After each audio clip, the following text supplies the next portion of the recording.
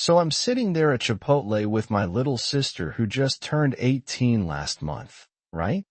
We're just having a normal Tuesday lunch, me destroying a burrito bowl, her picking at her salad or whatever, normal sibling stuff. Then out of absolutely nowhere, she goes, "I've been thinking about starting an OnlyFans." I literally choke on my guac.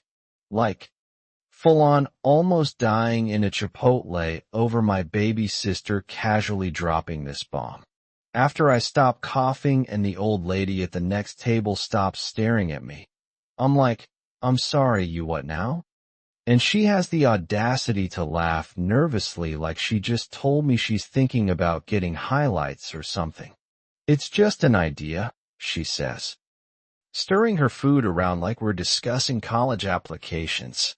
Bro, I went into full older brother protection mode. I'm talking maximum overdrive. Started ranting at her right there between the drink machine and the napkin dispenser. You realize that stuff stays online forever, right? Like, there's no delete button for the internet.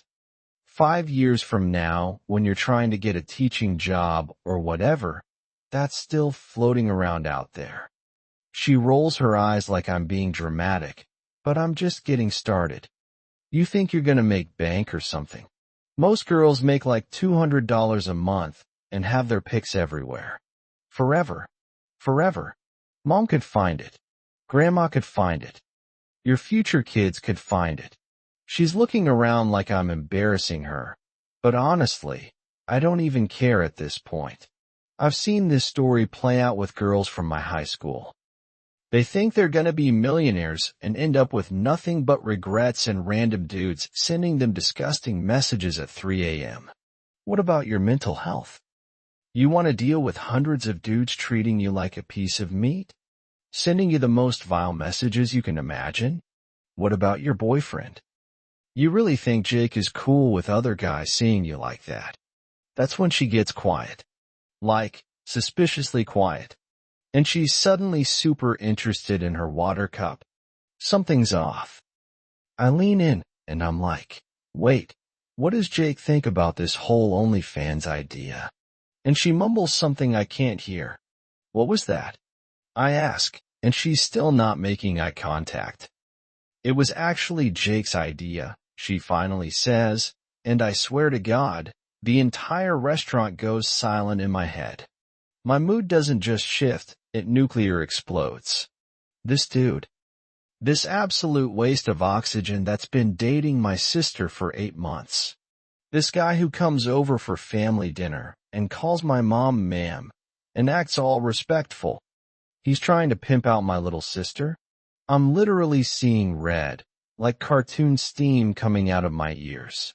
I press her for details, trying to keep my voice level because we're in public and I don't want to make a scene, but inside I'm already planning where to hide this dude's body. Turns out the master plan from this genius is that they'll make videos together, but only SHE should show her face because otherwise no one will subscribe. But he shouldn't show his face because he's working as an apprentice at some auto shop and doesn't want to ruin his career. I'm sorry. What? The double standard is so blatant I can't even process it. This dude is literally trying to profit off my sister while protecting himself. I tell her straight up, he doesn't love you. He's using you. That's not what someone who cares about you asks you to do. She gets defensive immediately. No, he loves me. We just want money for vacations and stuff. You don't understand. And I can't believe what I'm hearing. My smart, funny little sister who used to follow me around and who I taught to ride a bike is sitting here defending this absolute clown. I blame our deadbeat dad for this mess. This is exactly what happens when you grow up without a father figure. You end up with daddy issues and losers like Jake taking advantage. I tell her straight up she needs to break up with him. You're just being overprotective, she fires back. It's my body, my choice. And like, yeah, I get that argument in principle. But this isn't about her body. It's about her boyfriend using her body as an ATM while keeping himself anonymous. How is she not seeing this? I try a different angle. Okay, if this is such a great idea, why doesn't Jake show his face too? Why is it only you taking all the risk? And I can tell from her expression that she hasn't really thought about this before. But she recovers quickly. Because he's trying to become a certified mechanic. It could affect his professional reputation. And you don't have professional ambitions? I counter. You're in your first semester of college. You want to be an elementary school teacher. You think a school is going to hire someone who has an OnlyFans floating around? She fidgets with her straw. And I know I'm making sense, but she's too stubborn to admit it. The rest of the day, the mood is completely off. We barely talk on the ride home. I drop her off and just drive around for an hour trying to cool down, blasting music and taking the long way around town. I keep thinking about what Jake said to her. How he pitched this idea like it was some brilliant business opportunity. How he's basically pimping out my little sister and she can't even see it. I'm not usually a violent guy. But I swear I've never wanted to punch someone so badly in my entire life. Few days later, I'm in my room playing Call of Duty. Absolutely destroying these 12-year-olds online when there's this tiny knock at my door. It's my sister, looking like a sad puppy, standing there in her pajamas with red eyes. I pause the game, which is a big deal because I was on a kill streak. But she looks like she's about to cry again, so I'm like, what's up? She comes in, sits on the edge of my bed, and doesn't say anything for a solid minute. I'm getting anxious just watching her fidget with her phone case, picking at the little plastic bits. Finally, she looks up and goes, I broke up with Jake. I try so hard not to do a victory fist pump. Like, the restraint I show in that moment deserves an Oscar. I just nod all casual like, oh yeah? What happened? Trying to sound neutral even though inside I'm throwing a full parade. She starts explaining how after our Chipotle talk, she went home and told Jake she wasn't comfortable with the OnlyFans idea anymore. Apparently, dude did not take it well. At all. He kept pushing it, she says, her voice getting all shaky. Said we could make thousands a month, maybe even tens of thousands. He showed me all these articles about top earners. She's staring at the floor now, when I still said no. He started saying I was selfish and didn't care about our future, that I was throwing away easy money because I was uptight. The more she talks, the angrier I'm getting. But I'm trying to keep it together because she's finally seeing this clown for who he is. The worst part? He had already bought a ring light and had been researching cameras. Like, this wasn't some passing idea. This dude had a whole business plan centered around exploiting my little sister. She said that's when it finally clicked for her. He didn't care about how uncomfortable I was. He just kept talking about the money we'd lose if I didn't do it. She finally realized he didn't actually care about her. Just what she could do for his bank account.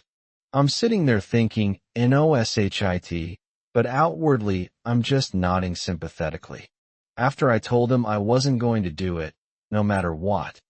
He got super weird, she continues, and I can see her hands shaking a little. He started saying stuff like I was a prude, and that any other girl would jump at this opportunity, and that I was being completely unrealistic about how much money we could make. She wipes away a tear, and I hand her a tissue from my desk. He said we could make enough for a down payment on a house in just a few months. When I still said no, he started showing me pictures of girls who look like me who are making six figures. That's when I realized this wasn't about us or our future. It was just about money for him. And when I called him out on it, he actually admitted that he'd been thinking about this for months. Even before my birthday, just waiting until I turned 18.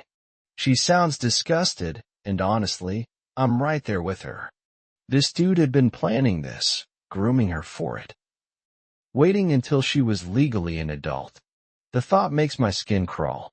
So I told him we were done, that I couldn't be with someone who saw me as a product. Her voice cracks on the last word, and I give her a hug.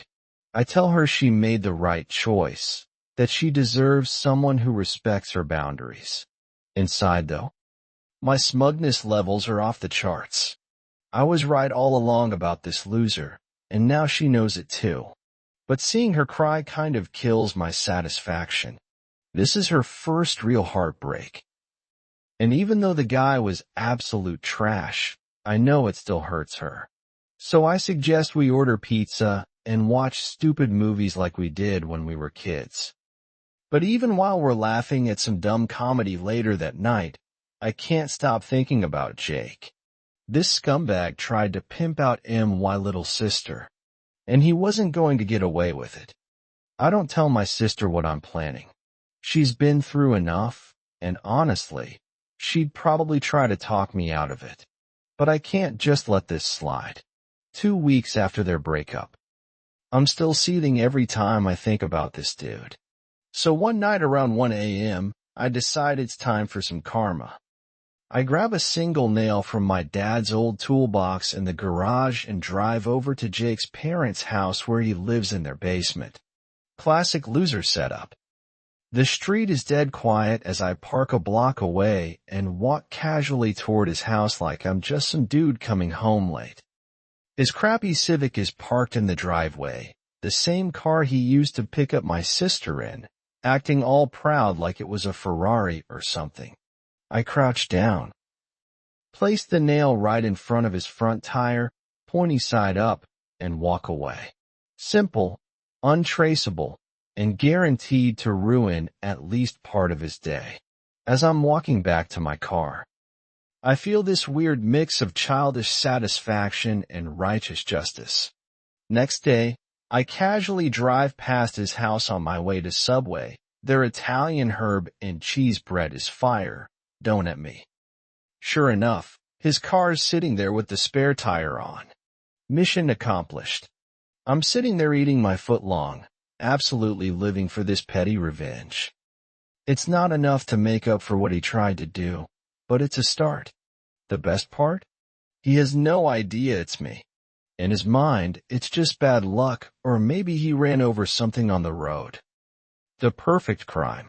I end up doing this 2 more times over the next 5 months. Not right away. I space it out so it doesn't look suspicious. A nail in November, one in January, another in March. Each time, same result. Jake driving around on his little donut spare, probably cursing his bad luck. My sister mentions in passing that Jake's been having car trouble, and I have to bite my cheek to keep from smiling. She's totally moved on by this point, dating some new guy who seems decent enough, though I'm watching him like a hawk too. There's something deeply satisfying about this subtle revenge. It's not enough to really hurt him. I'm not trying to cause an accident or anything, just enough to be a constant irritation. Every time he has to swap out a tire, every time he has to spend money at a tire shop, he's thinking about his bad luck. Meanwhile, I'm the ghost he never sees coming. The nail fairy visiting in the night. The 3rd time I do it, I almost get caught. His neighbor's dog starts barking as I'm crouching by the tire, and a light flicks on in the house next door. I casually stand up like I'm just some dude who dropped something, walk away at a normal pace, heart pounding. The neighbor's door opens just as I'm turning the corner, and I hear him calling to the dog. Close call. Too close. I decide that's the last tire mission. 3 is enough anyway. Rule of 3 and all that. But then one day it hits me. This dude works at an auto shop. He's a mechanic's apprentice. I'm sitting there congratulating myself on my genius revenge, and it dawns on me that this guy probably gets discounted tires. Maybe even free ones. And swapping tires is literally part of his job. What I thought was this devastating inconvenience was probably just a minor annoyance to him. 15 minutes of work, tops. All my satisfaction evaporates instantly. It's like finding out you've been shooting a water gun at someone who's already in a swimming pool. That's when I decide to step it up. If tire damage is too easy for this guy to handle, I need something that'll really get under his skin. Something that'll make him paranoid. Something that'll stick with him. I wait another couple weeks, planning it out. Buy a can of spray paint from a hardware store 2 towns over, paying cash. Wear gloves when I handle it, even in the store. I'm treating this like some Ocean's 11 level heist, even though it's just some basic vandalism. Around 2 a.m. on a Tuesday night. I park several blocks away and walk to his house with the spray paint hidden in my jacket. His parents' house is dark, everyone asleep. I creep around to their wooden fence in the backyard. Shake the can real quiet and spray a giant swastika right on it. The paint looks black in the darkness, but it's actually dark blue, harder to cover up than black. I know his neighbors on that side are an elderly Jewish couple that he's had beef with before over his loud music. Perfect setup. Everyone will assume it's him, or that someone's targeting him for being an anti-Semite. Either way, his life gets harder. I'm back in my car and driving home within 10 minutes. Heart pounding like crazy. Part of me feels like maybe I crossed a line. But then I remember how he tried to exploit my sister, and the guilt evaporates. Play stupid games, win stupid prizes, right? I toss the spray can in a dumpster behind some restaurant and go home to sleep like a baby. The next morning at breakfast, I'm cool as a cucumber when my mom asks if I heard anything last night. Nope, I say, munching my cereal. Slept like a rock. 2 days later, my sister texts me that Jake called her absolutely fuming, asking if she's been messing with him. She's completely confused. Asks me what he's talking about. I play dumb. No idea. What did he say? She tells me someone vandalized his parents' fence with horrible Nazi stuff, and now the whole neighborhood thinks it's him. His parents are livid.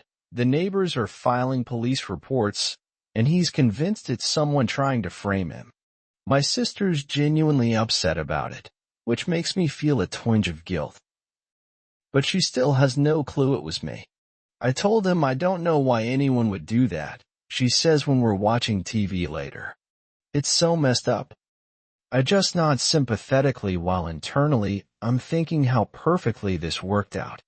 Not only is Jake dealing with property damage, but his reputation in the neighborhood is absolutely trashed. His parents probably don't believe him either. They always seem to suspect he was trouble. The cops aren't going to waste resources on some fence graffiti. But the suspicion will follow him around that neighborhood for years. The fallout is even better than I expected. Jake's parents made him sand down the fence himself and repaint the whole thing. Apparently, they had to apologize to the entire neighborhood, and the Jewish couple next door won't even look at them anymore.